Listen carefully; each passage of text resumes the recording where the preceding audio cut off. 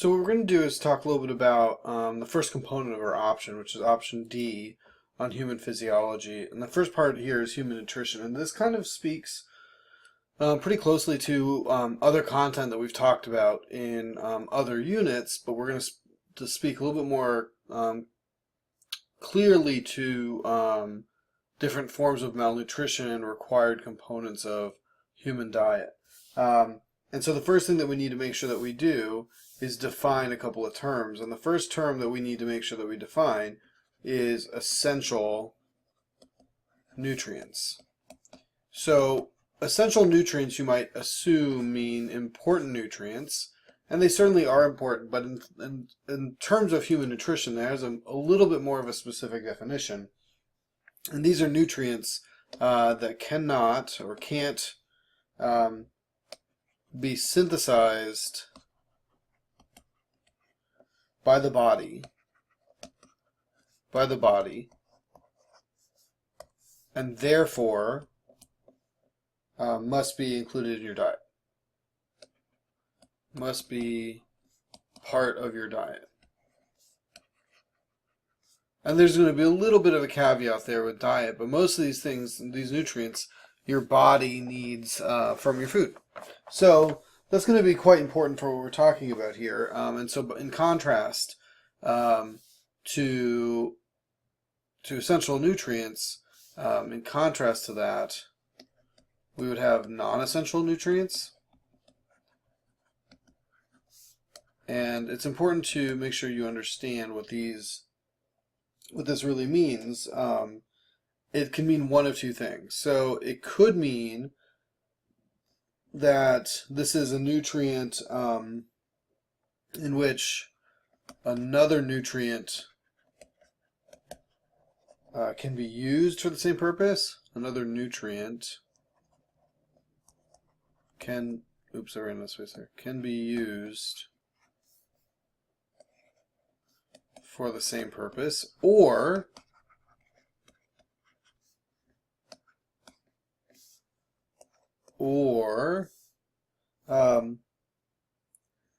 it's a nutrient that can be made from other nutrients. And so we will be talking about at least one example of a case where that's actually happening in your body. So, for example, an example of an essential nutrient, here's an example, let's do a non-essential nutrient. Glucose, starch, or other carbs. So these are not essential in your diet. These are non-essential nutrients because you actually can use another nutrient for the same purpose. So glucose, starch, or other carbs are really used for aerobic cell respiration, for glycolysis. But if you don't have these in your diet, your body can use lipids for that energy source instead. And so if you remember that lipids have twice as much energy per gram as carbs, this actually is sometimes more efficient. It takes more energy to unlock it, but it can be more efficient. So if we go back to the examples of essential nutrients, one of these is vitamin K. Okay, and so vitamin K is quite important. Another one is ascorbic acid. We're going to go into a little bit more detail about each of these. Ascorbic acid or vitamin C. We've also got some fatty acids.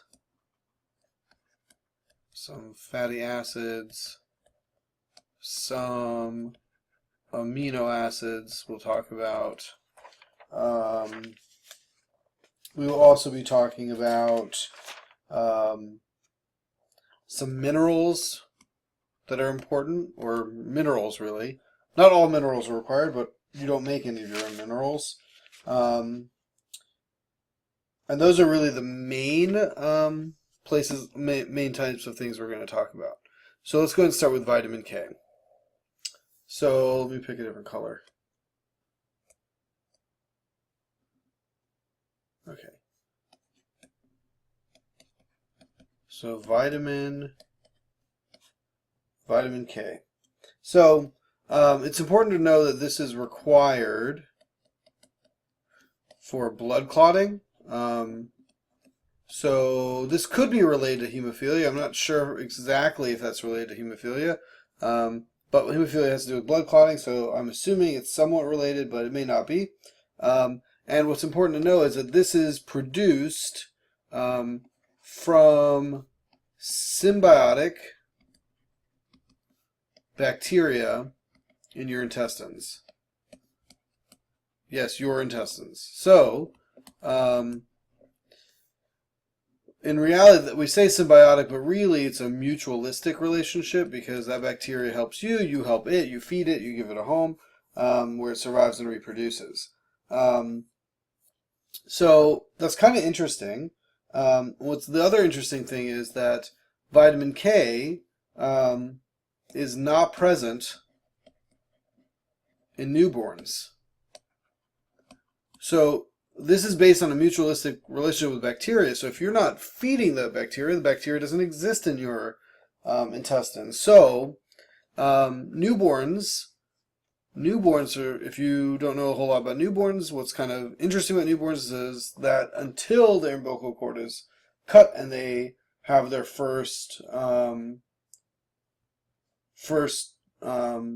helping or meal, they've not passed any food through their digestive system. If you remember that mom is digesting the food, it absorbs it through mom's villi in her small intestine, circulates around the blood, and then will diffuse or be pumped across from mom's uterus through the placenta, through baby's umbilical cord, into baby's system, so into baby's body. So none of those nutrients ever pass through baby's stomach and intestines. And so oftentimes newborns will be given a vitamin K shot, a vitamin K injection, so that they get a sufficient amount of vitamin K early in life. So there are a couple questions that I think that maybe you guys should think a little bit about. So if you get sick with a bacterial infection, your doctor should prescribe you something called an antibiotic. So an antibiotic kills the bacteria. So what impact does it have on that symbiotic bacteria in your intestines? What does that do to your vitamin K? And what could you do about that to ensure that you don't have a deficiency in vitamin K, which would influence your blood clotting? That's the first question. The second question is, how does this bacteria survive through a human's digestive system to get into baby's small intestines to begin with, to establish their initial colonies, if the stomach has a hydrochloric environment of a pH of about 2, which has one function of killing pathogens, which bacteria is considered. So how does this bacteria, the symbiotic bacteria, survive that?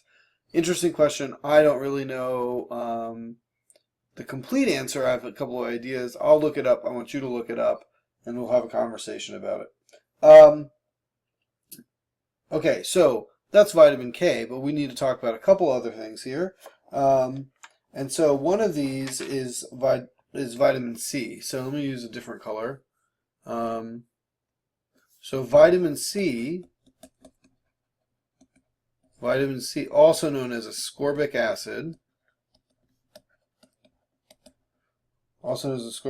is for collagen, which is one of the proteins that you find in your skin, but more importantly, or maybe equally importantly, in the walls of blood vessels. So these are really important for providing the structure to your blood vessels and to withstand the internal pressure that's created by the heart that pumps the blood around the body. So if you don't have a lot of collagen, those blood vessels are weaker. They can't retain the pressure. They can't transport blood as well, as efficiently. that's a major problem. So you need sufficient amounts of this, but what's kind of interesting about this that you should know is that primates are one example. So primates, that includes us and monkeys and apes. We've all inherited a mutation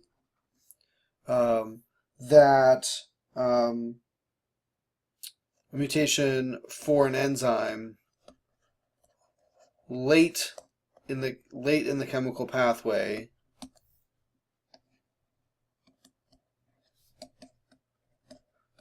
of converting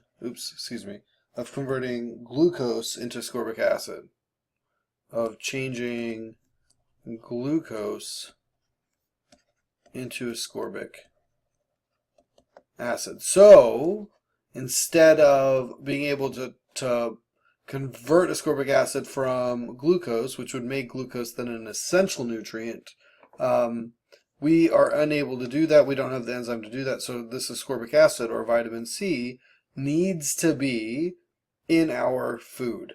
We need to be eating vitamin C to make this collagen for our skin. This is in our skin and in the walls of our blood vessels. Okay, so that's that. Let's move on to a couple other examples. All right, so what we're going to talk about now is we got the wrong thing here. Okay, that some fatty acids are considered essential nutrients. So they're essential for your diet, and so there are two that you should be able to recognize: alpha linolenic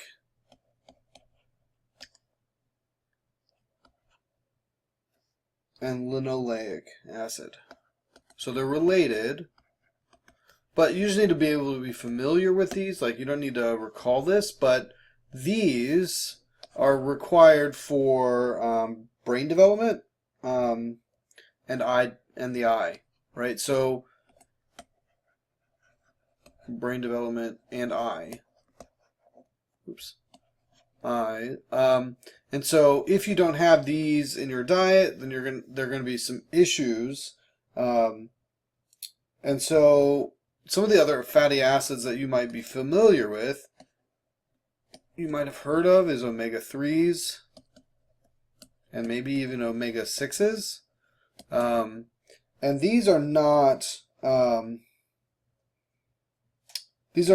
quite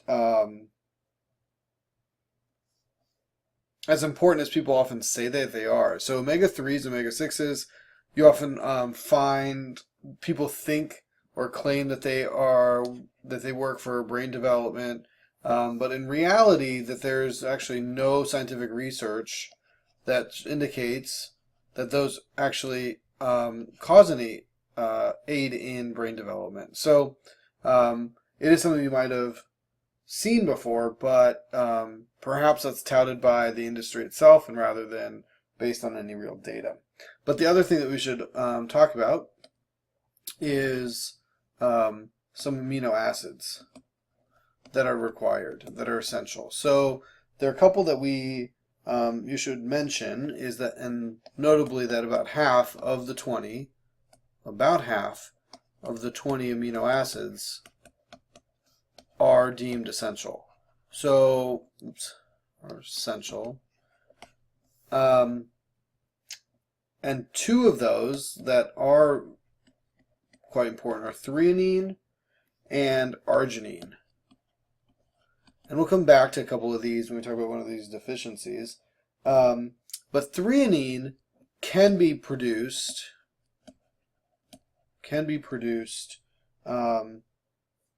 if phenylalanine is present. So if it's there, then it can be converted into threonine. And interestingly, arginine is not active in premature babies. So babies born before about 37 weeks. And so that can actually be kind of difficult for parents. So arginine is something that must be, in this case, must be in their diet, must be in their food that they're eating. So if you think about this, if we don't have in, like, let's say transcription and translation, let's go over to it right here. So as far as amino acids go, if there's a lack of specific amino acids, yet some are required in the translation, in which was coded from the mRNA, which was then coded or previously coded for from the DNA, then there are going to be issues in protein synthesis. So a short of one or more amino acids in diets means that the body can't make enough of the protein needed. And so if there isn't enough protein, it's called, as simple as this, a protein deficiency malnutrition. Protein deficiency malnutrition. And I think that's pretty self-explanatory. It tells you exactly what they are malnourished with. And that could be due to either overall insufficiency,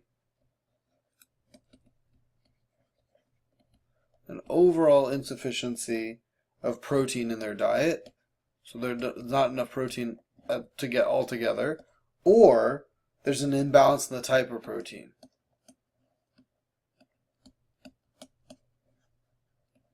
And this is really where you might have heard of the term complete protein.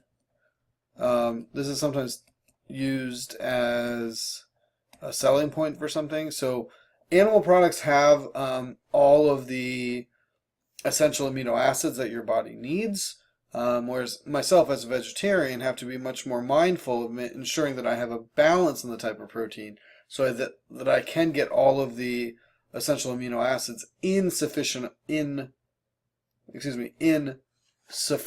amounts to make the proteins that are coded for from my DNA. It's something I'm mindful of. I do think a little bit about every once in a while, and it's important that you do as well. All right, so what we're going to do is actually mention what can happen here in a protein deficiency malnutrition. So often what we see is that there are, with lack of protein, there are fewer plasma proteins in blood. And what happens here is that actually causes swelling of tissue, often in the abdomen, called edema. You might have heard of edema. Let me write that here, edema. So there's swelling of the tissue, and that can actually cause child development issues physically and mentally, stunted growth, and in adult humans, they might undergo some weight loss, or what's called wasting, referred to as wasting. So they're kind of wasting away because they're unable to make the proteins that are required for their own homeostasis. Okay? So we're going to move away from those macromolecules, carbon-based molecules now, and talk about minerals. And you should know what minerals are, and so you want to take this note that minerals are different than vitamins. Vitamins have a nitrogenous group, and they're carbon-based, some of which you can make in your body. Some of it is essential, some of it's not. Minerals are all essential, and they are essentially chemical elements, usually in the form of an ion. Remember, something that has a charge. So an example of that would be calcium or sodium, chloride, and potassium. Right? So we've talked about these. Actually, all of these, as far as synaptic transmissions and action potentials. And so if you're missing any one of these minerals, and these are just some examples, if you're missing any of these, say iodine, any of these would cause a deficiency in that mineral. So iodine is actually an interesting one, and as you might imagine, that deficiency is called iodine deficiency disorder, IDD. And what's kind of interesting is that this iodine is required to it's required to make thyroxine, which is a hormone that's made by your thyroid gland. It has an iodine atom in it, and it stimulates metabolic rates to ensure a high metabolism, high energy use. And so people who are having difficulty with thyroxine usually have low metabolism, may gain weight easily, not always, but may. So if they have hypo, if they're the hypo condition, I forget the term now, or making less thyroxine, it may be because of an iodine deficiency, or there's an inability in the chemical pathway, which involves many enzymes, this iodine being incorporated into thyroxine. But with IDD, there's another issue with pregnancies. So pregnant women have issues in that with an iodine deficiency, that there are going to be some permanent brain damage in their children. And if children experience IDD after they're born, there could be issues in mental development and intelligence. So it's actually, iodine is actually a pretty simple fix that many different organizations can fix. And so you've heard of iodized salt, which was a government program in which iodine was added very cheaply to salt so that everybody could get the minimum amount of iodine in their diet to prevent IDD or the other symptom of a goiter, which is an indicator of issues in the thyroid gland. And so that's really what that is all about. But what we should talk about is another category, another organization system here of, I'm going to use a different color here, of malnutrition. So malnutrition is not the same thing. A lot of people think this means the same thing as deficiency, but it's not really the same thing. There are 3 different levels of malnutrition, or different ways of having it.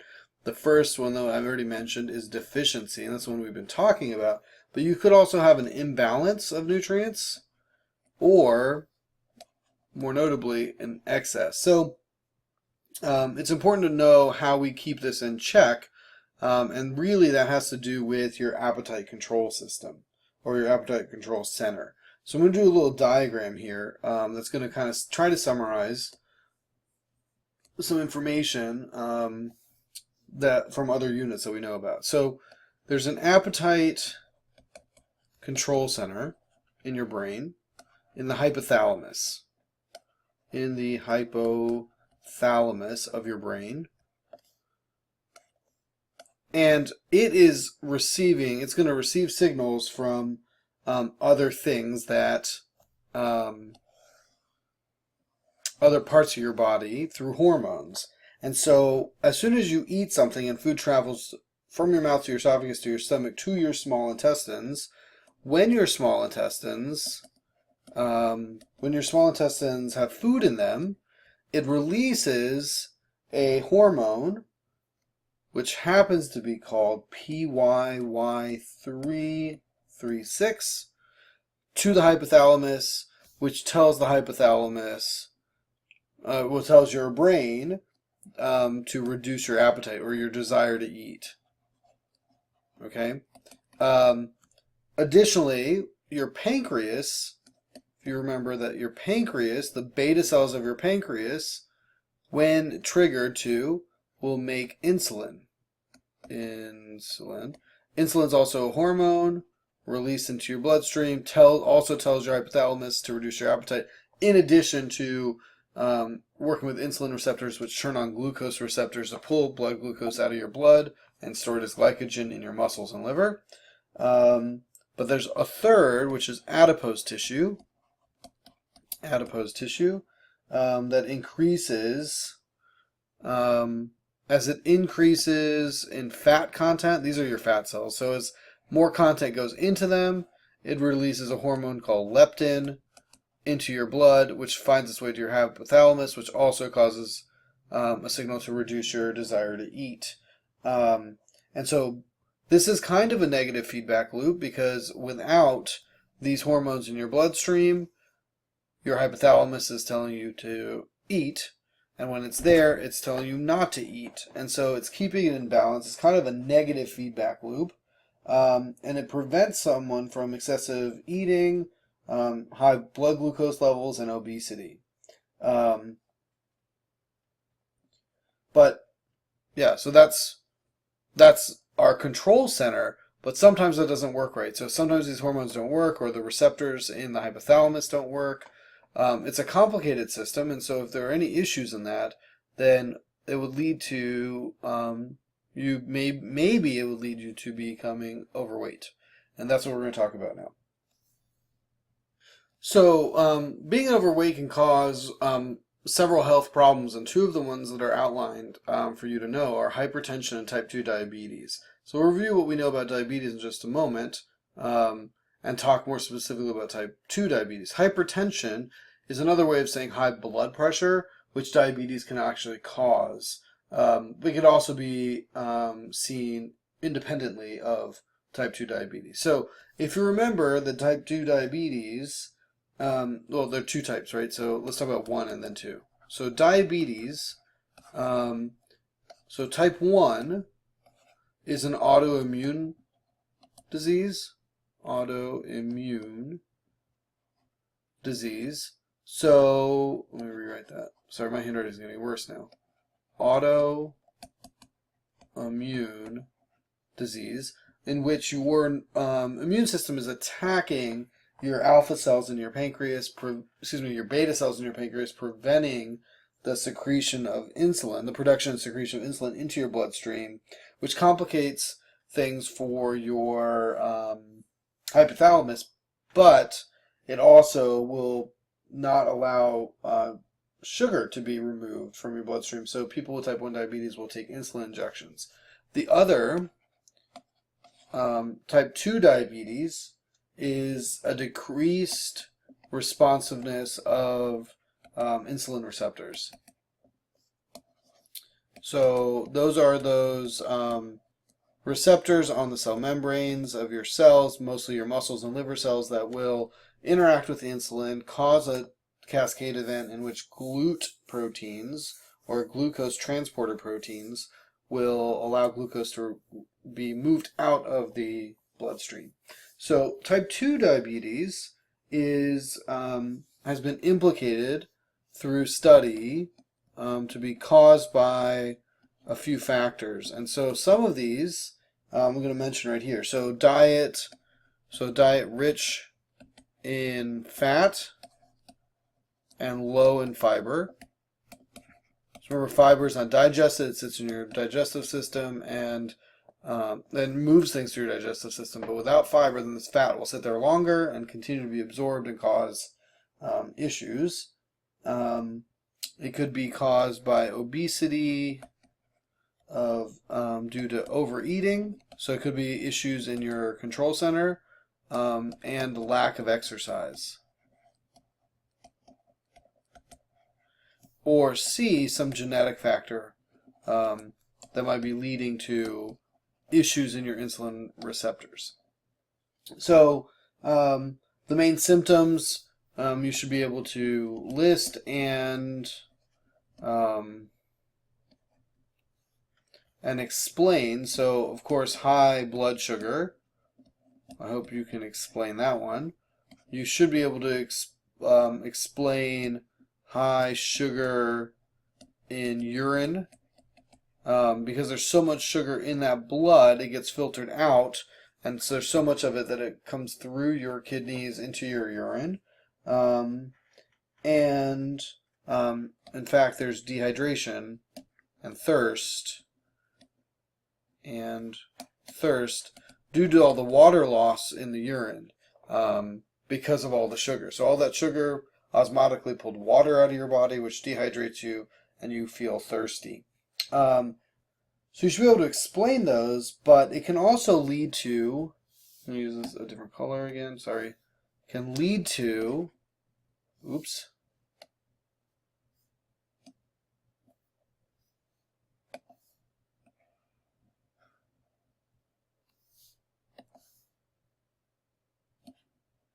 can lead to heart problems. So when we say heart, we're talking about the whole cardiovascular system. So it could lead to atherosclerosis,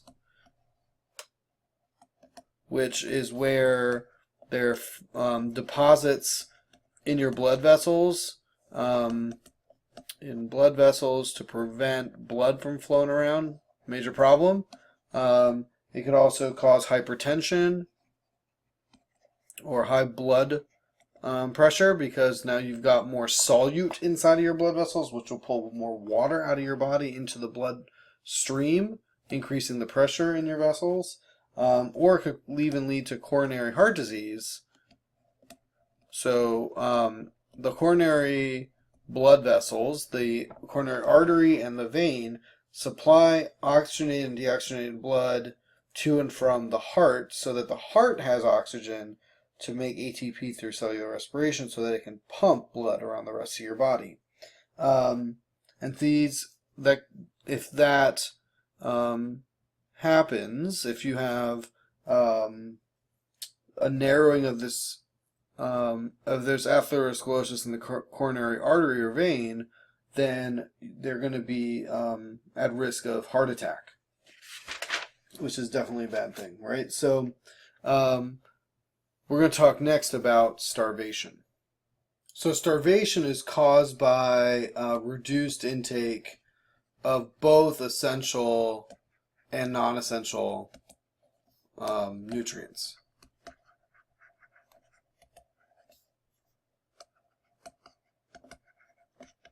And so, for example, if you don't have glucose or fat in your diet, instead of relying on glucose for that energy source, your body will turn towards proteins and break down those amino acids in the liver, so that protein is changed to glucose in the liver, and that glucose is now able to be used in your in respiration to be able to make ATP. But what that ends up doing is it reduces your muscle mass, right? So it reduces muscle mass, and there are several different kinds of muscle, right? So you've got skeletal muscles and you've got cardiac muscles, and that's a major problem if it happens to either one of those muscles. So one disease that is often associated with starvation, which you might wonder, well, starvation could be due to lack of resources, but there can also be mental illness that's tied to starvation. You might be familiar with it. You might know someone who has it, or had it. You might have had it. You might have it. And so let's make sure that we understand what's going on here with anorexia nervosa. So anorexics, this is, that's an R. So anorexia nervosa is the full name for anorexia. This is what someone has if they're anorexic, and you should know that this is a mental illness, or sometimes referred to as a psychiatric illness. And this is really a loss of appetite. So if you think back to the appetite control center, that there's really no drive to eat. So if there is no drive to eat, there's less energy sources, which means that if we look up here, then muscle is going to get digested. So if it's skeletal muscles, you're going to see smaller arms. They look like skin and bones, right? So skeletal muscles are what get digested. But it could also, more importantly, or maybe not, it's just as important, break down cardiac muscle or heart muscle. So that cardiac muscle gets weaker and won't be able to work as well. But the other thing is that with a reduced appetite or less energy, that cardiac muscle is also now lacking certain important micronutrients, not macromolecules, but micronutrients that you need small amounts of, like those minerals. So you're going to be lacking calcium, which is required for neurotransmission. You also might be lacking potassium and sodium, or even chloride, which are all required in action potentials and for the neuromuscular junctions to move your muscles. And so even though you only need a small amount, that could be a major problem. So here's another example of a deficiency, but it's also genetic.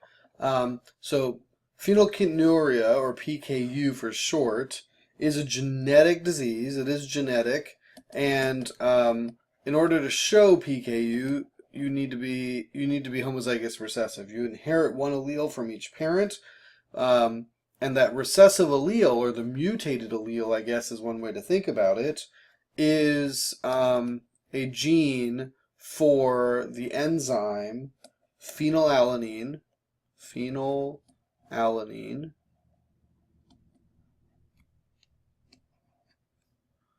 hydroxylase. And this is really an enzyme that converts. So what it does is it converts, more with the word convert, phenylalanine, one of the amino acids, phenylalanine, into tyrosine. Okay, so that's quite important, and in fact, you have to have two of them to show it, because having one dominant version, or a non-mutated version from one parent, is sufficient to make this enzyme to carry out this process. So what ends up happening, if you're recessive, you don't have this enzyme is actually, I'm going to maybe draw this arrow right here. So that's where it's working. But if you're not making this enzyme correctly, its three-dimensional shape isn't going to fit with the substrate phenylalanine, does not produce tyrosine. Instead, phenylalanine builds up. It actually turns into something acidic, which can cause brain damage. So if you have high levels of phenylalanine, there's reduced growth of head and brain, with some mental retardation for young kids, severe learning difficulties, hyperactivity, and seizures, and possibly even lack of skin and hair pigmentation. So what's kind of interesting, and I would jot all of that down, rewind it if you need to, PKU babies are unaffected at birth because, again, if you're thinking about the experience of a fetus who's getting all of their nutrients through mom's blood, mom is making, in high chances, the phenylalanine hydroxylase, so has regular amounts of phenylalanine and tyrosine. And that's not really a big problem, even if the kid has PKU. But within 24 hours of the baby's birth, they test for elevated phenylalanine, because after baby is disconnected from mom's blood supply, baby's going to be turning that phenylalanine into tyrosine by him or herself, unless he or she's not making the correct phenylalanine hydroxylase, so phenylalanine would increase. They can test for that with a heel prick. They test the blood for it. And really the best treatment is to eat foods that are low in phenylalanine. So again, a lot of those complete proteins, like meat, fish, nuts, cheese, peas, and beans, have high amounts of phenylalanine. So people with PKU would be eating small amounts of those, and maybe even need a tyrosine injection because they're unable to make sufficient amounts of tyrosine unless they're getting it through their food. But people with PKU have to be careful about having too much phenylalanine. Phenylalanine actually is, interestingly, part of an artificial sweetener. So if you look at the side of a Diet Coke, it says something specifically to patients with PKU not to drink their soda. Okay, so the last deficiency I want to talk about is vitamin D, and then we're pretty much done here. So vitamin D. So vitamin D is kind of interesting because unlike the other vitamins, you can actually synthesize this in your skin to some level, and it's really important in your intestines for calcium uptake, right? So it's related to calcium uptake. So a deficiency in vitamin D is going to actually show the same symptoms as a deficiency in calcium in your diet. And so that could be skeletal deficiencies like rickets. And if you don't know what rickets is, Google it. Look at some pictures of people with rickets in their bones. But this vitamin D can be synthesized from UV light. Not that the UV light is turning into vitamin D; it's causing a reaction from one chemical into vitamin D, or through your food, right? So, or through food. So, there's certain types of food that you should know, like certain oily fish. If you don't know your oily fish that well, it's like herring and sardines, mackerel, tuna, all have high amounts of vitamin D. Eggs and liver have some, but not a whole lot. And margarine and milk products are artificially fortified with vitamin D. And so there's a mention in the book about vitamin D. When we're talking about UV light, you should be thinking about melanin, the protein in our skin that blocks UV light. And the traditional model or explanation is the UV light helps balance for any indigenous population in any part of the world. The people who have survived in that place have the right balance of melanin to ensure that they get sufficient vitamin D to prevent rickets, but not too much so that they can prevent skin cancer. But as you know from earlier in the year, that skin cancer, and this is what IB wants you to know, but in reality, you know that there's an even better explanation, because the issue with skin cancer is that you might develop this after you've reproduced, so that doesn't really affect the gene pool in the next generation. It really has to do with folic acid, which is related to brain development, which would be closely related to survival and reproductive success in the next generation. And pregnant women have to ensure that they should get prenatal care to get folic acid into their diet or take a supplement to ensure that the baby has appropriate brain development. And so another kind of interesting thing about this melanin thing is that immigrants sometimes have issues with this. So as we migrate around the world to different latitudes with different amounts of UV light, our skin color may not be sufficient to get the vitamin D that's required, which is actually something that I learned about myself. I have low vitamin D. I think it's because of my skin color, and I could supplement it through food, but I do know genetically that my stores, or the storage of my vitamin D, are low. So I'm actually taking medication now to increase my vitamin D store so that my body can have more vitamin D, to increase my calcium uptake, to prevent issues with calcium uptake. So it's with bones and neuromuscular transmission, to send neurotransmitters out of the presynaptic neurons. Okay, so one last thing to talk about and then I'll be done. So the last thing I want to talk about is cholesterol and heart disease.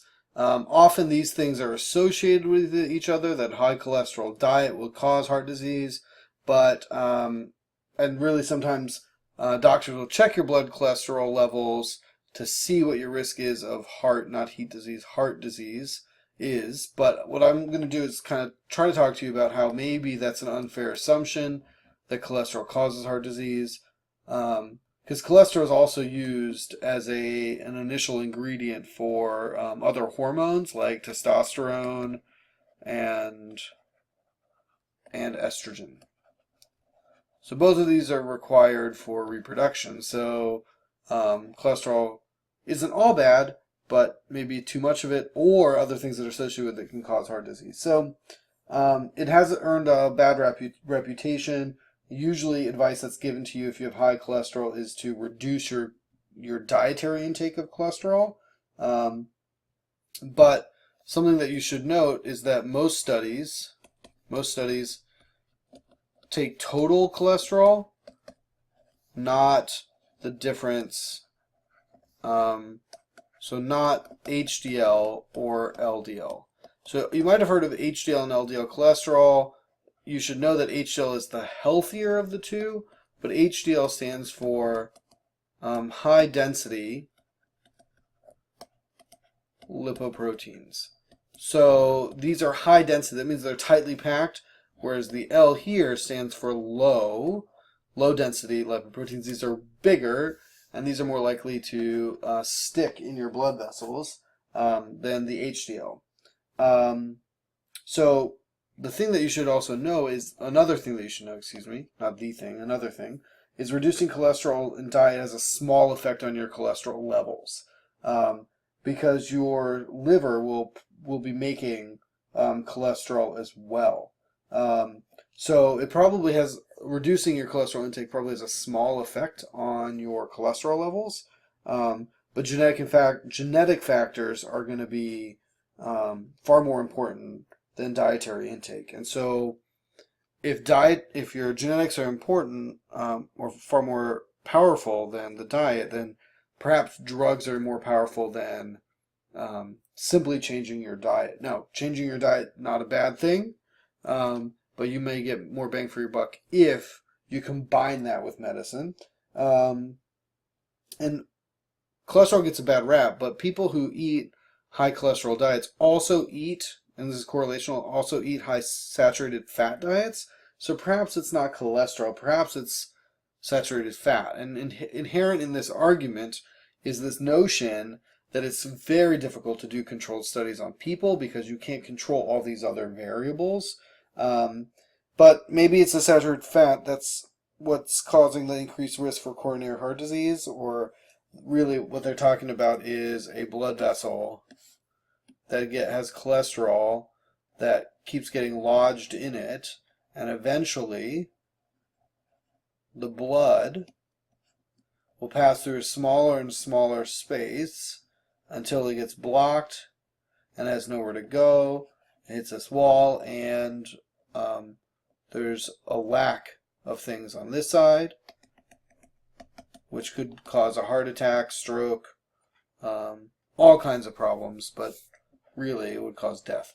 And so maybe cholesterol is not the only culprit here, and we're not looking at it as open-mindedly as possible, but certainly too much of anything is not a good thing. So I hope you've gotten that excess is bad and deficiencies are bad. Having the right balance is quite important. Okay, I see I'm almost at 48 minutes. I'm going to stop right now.